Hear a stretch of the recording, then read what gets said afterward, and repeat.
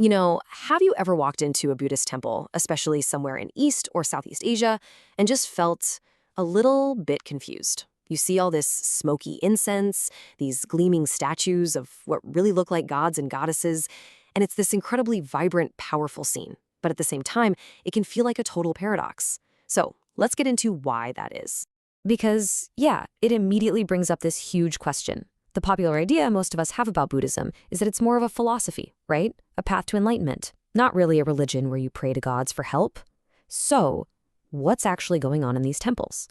Imagine this. You're inside what's called a Konten, a Chinese temple. And over here, you've got this incredible statue of Quan Kong, the god of war, a symbol of courage and loyalty, or maybe Mapsu, the goddess who protects sailors. And then, literally right next to them, you see all the classic symbols of Buddhist practice. It honestly feels like two completely different worlds colliding in one room. So that's the puzzle we're going to solve today. How can a spiritual path that's all about personal liberation, about escaping the cycles of the world, also embrace praying to deities who seem to be a huge part of that world? Let's unpack how these two streams manage to flow together into one single river.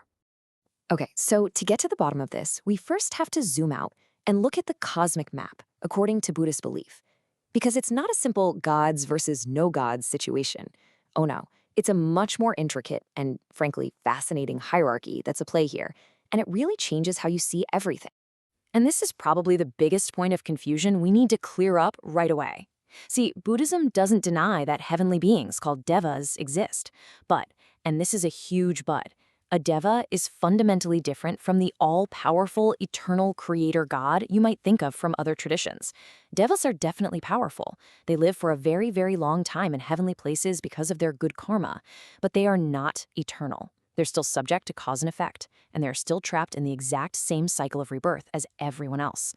But Buddhism doesn't say that to deny the possibility of heavenly beings. It's more to say that, while heaven and devas are important, Buddhism is a practice for realizing awakening, not to stay happily in heaven forever. That thinking of Buddhism is a lot more deeper and profound. And that cycle is the cosmic playing field for this whole thing. It's called samsara. Think of it as this beginningless, endless wheel of birth, death, and rebirth. And absolutely everyone, from the tiniest insect to you and me, all the way up to the most powerful deva in a heavenly realm, is bound to this wheel, all of it driven by the engine of karma. So you might be wondering, where does the Buddha fit in? Well, he's the one who got off the wheel. Through his enlightenment, he completely transcended samsara. This is the key to why he's not just another god. He's something else entirely. In fact, he's often called the teacher of gods and men, because he's the one who figured out the path to freedom and can show everyone, including those powerful devas, how to get off the wheel.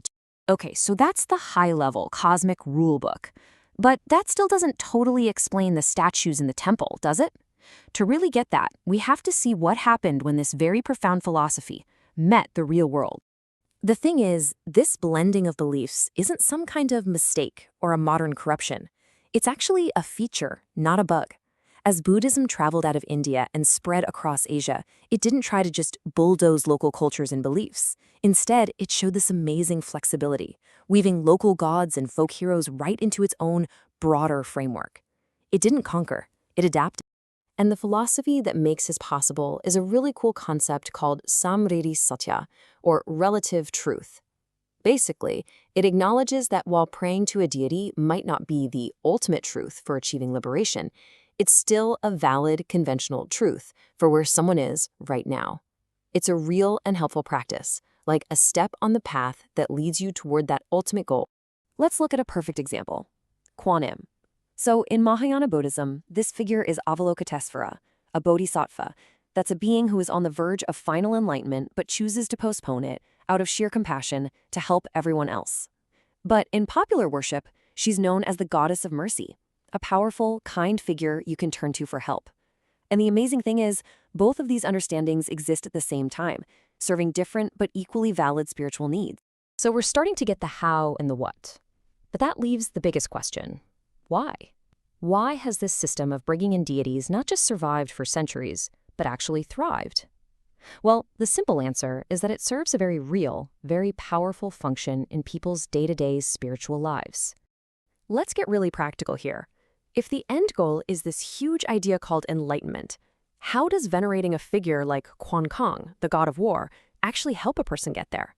What are these powerful figures actually doing for people on the ground? Well, it works in about 4 key ways. First, these deities are like walking, talking virtues. Honoring Quan Kong is a daily reminder to be courageous and loyal. Quan Im inspires you to be more compassionate. Second, the rituals themselves, lighting incense, making an offering, they help you focus your mind and develop a sense of devotion, which is a huge support for practices like meditation. Third, for a lot of people, this is the bridge. They might come to a temple for help with a worldly problem, but that act opens the door to the deeper teachings. And finally, it builds community, the Sangha. Sharing these rituals brings people together and creates this incredible support network. So let's pull all of these threads together. You have the big cosmic doctrine of samsara, you have the practical history of cultural adaptation, and you have the very real human spiritual benefits. When you see it all laid out, it stops looking like a contradiction and starts looking like a really dynamic, elegant harmony. And there's this one beautiful concept in Mahayana Buddhism that just ties a perfect bow on this whole idea. It's called upaya, or skillful means. It's the idea that a wise teacher will use whatever method works to help a student move forward. So think of deity veneration as a form of upaya. It's like a raft, an incredibly useful tool to help you cross a wide, raging river. That raft is absolutely essential for the journey. For many people, it's the only way they can even begin to cross. But, and this is the key, the goal is to get to the other shore. Once you've arrived at your destination, liberation, you don't need to carry the raft anymore.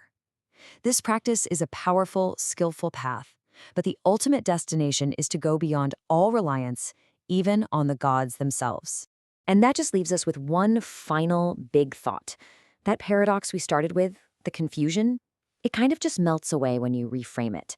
When you see everyone, from humans on Earth to the gods in the heavens, as just fellow travelers on the same journey. And that leads to a much bigger question to ponder. If even the most powerful devas are just temporary travelers on this great wheel of samsara, then what truly is the ultimate destination?